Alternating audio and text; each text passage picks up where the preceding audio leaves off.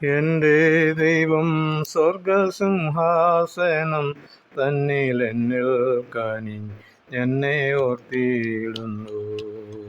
എൻ്റെ ദൈവം സ്വർഗസിംഹാസനം തന്നിൽ എന്നിൽ എന്നെ ഓർത്തിയിടുന്നു. കരയുന്ന കാക്കയ്ക്കും വയലിലേറോസയ്ക്കും ഭക്ഷ്യവും ഭംഗിയും നൽകുന്നവൻ. കരയുന്ന കാക്കയ്ക്കും വയലിലേറോസയ്ക്കും ഭക്ഷ്യവും ഭംഗിയും നൽകുന്നവൻ. കാട്ടിലെ മൃഗങ്ങളാറ്റിലെ മത്സ്യങ്ങളെല്ലാം സർവ്വേശനെ നോക്കിയിടുന്നു.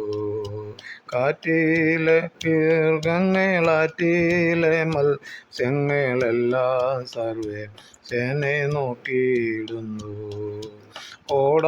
കോടികളമെല്ലാം പടച്ചവനെല്ലാറ്റിനും വേണ്ടതെല്ലാം നൽകി. കോടികളമെല്ലാം പടച്ചവനെല്ലാറ്റിനും വേണ്ടതെല്ലാം നൽകി.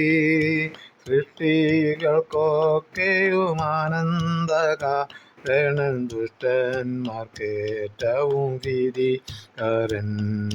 സൃഷ്ടികൾക്കൊക്കെയും ആനന്ദകാരൻ, ദുഷ്ടന്മാർക്കേറ്റവും ഭീതികരൻ.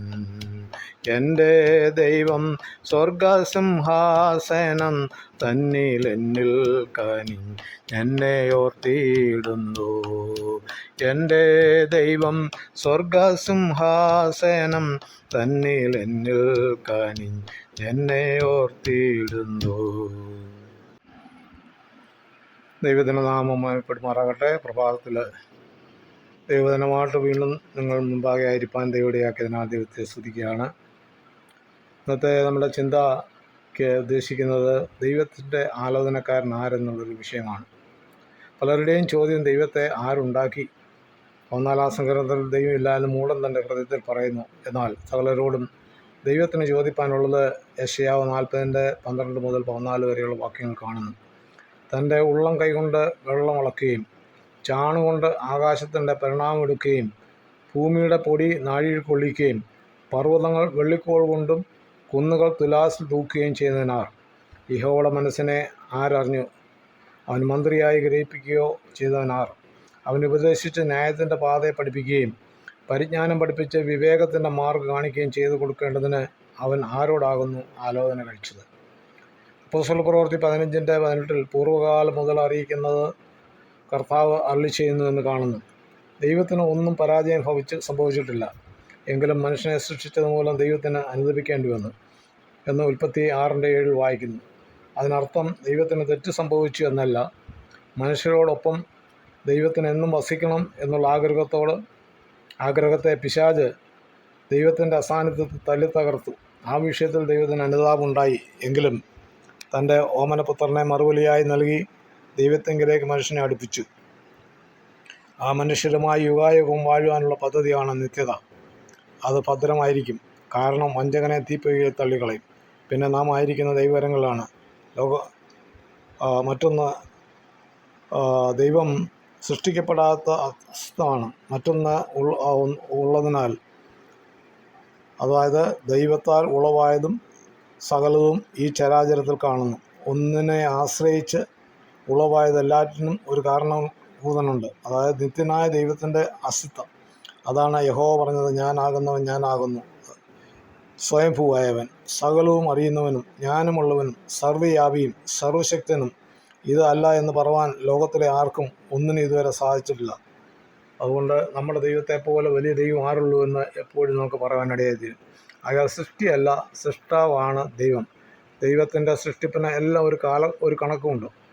ദൈവം സൃഷ്ടികർത്താവ് ആണ് എന്ന് ഈ അഖിലാണ്ടം വിളിച്ചു പറയുന്നു. അതിനെ സ്വയം നിലനിർത്തുക ദൈവത്തിന് മാത്രമേ സാധ്യമാകത്തുള്ളൂ. എന്ത് സൃഷ്ടിക്കപ്പെട്ടുവോ ഇന്നുവരെയും അതേ രൂപത്തിലും അതിൻ്റെ സ്വഭാവത്തിലും തന്നെ നിലനിൽക്കുന്നു. ദൈവത്തിൻ്റെ സകല സൃഷ്ടിക്കും ദൈവം ഒരു കാലക്കണക്ക് നൽകിയിട്ടുണ്ട്. അതാണ് ഈ ഭൂമിക്കും ആകാശത്തിനുമൊക്കെ സംഭവിക്കാൻ പോകുന്നത്. എന്നാൽ മാറ്റം സംഭവിക്കാത്തതാണ് നിത്യതയിലുള്ളത്. അതുകൊണ്ടാണ് 33 സങ്കീർത്തനം 11 വാക്യത്തിൽ പറയുന്നു, യഹോവയുടെ ആലോചന ശാശ്വതമായും അവൻ്റെ ഹൃദയവിചാരങ്ങൾ തലമുറ തലമുറയായി നിൽക്കുന്നു. യെശയ്യാവ് 44:6 വീണ്ടെടുപ്പുകാരനായ സൈന്യങ്ങളുടെ യഹോവ ഇപ്രകാരം അരുളിച്ചെയ്യുന്നു, ഞാൻ ആദ്യനും അന്ത്യനുമാകുന്നു, ഞാനല്ലാതെ ഒരു ദൈവമില്ല.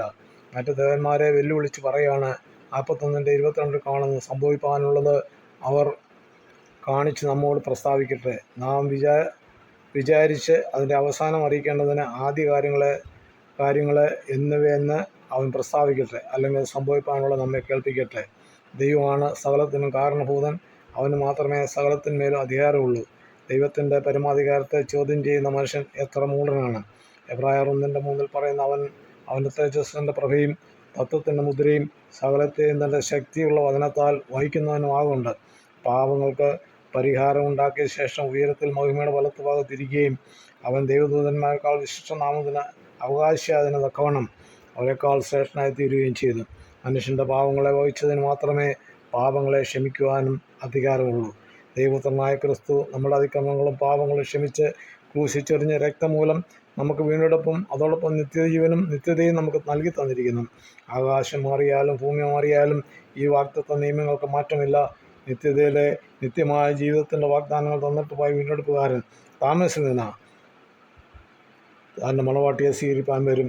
ആ പ്രത്യാശയിൽ അവനെ എതിരേൽപ്പാനുള്ള ആ വാഞ്ചയോടുകൂടി നമുക്ക് ജീവിപ്പാൻ കർത്താവ് സഹായിക്കട്ടെ. ഈ ലോകം നമുക്ക് ശാശ്വതമല്ല, ഈ ലോകം നമുക്ക് അനുകൂലമല്ല. ആകയാൽ വിശ്വാസത്തിൽ മുന്നേറുവാൻ ദൈവമായ കർത്താവ് സഹായിക്കട്ടെ. നമ്മൾ ഇതുവരെയും ഈ നിത്യത ഉറപ്പാക്കാത്ത ജീവിതങ്ങൾ കേൾക്കുന്നുവെങ്കിൽ ആ നിത്യതയ്ക്ക് വേണ്ടി ഒരുങ്ങാം. ദൈവമായ കർത്താവ് ഈ വചനങ്ങളാൽ നമ്മളെ അനുഗ്രഹിക്കുമാറാകട്ടെ. തിരുവചന ഭാഗം തുടർന്ന് ലഭിക്കുവാൻ ഈ വീഡിയോ ലൈക്ക് ചെയ്യുക, ഷെയർ ചെയ്യുക, സബ്സ്ക്രൈബ് ചെയ്ത് സപ്പോർട്ട് ചെയ്യുക. അടുത്ത വീഡിയോയുമായി നമുക്ക് വീണ്ടും കാണാം.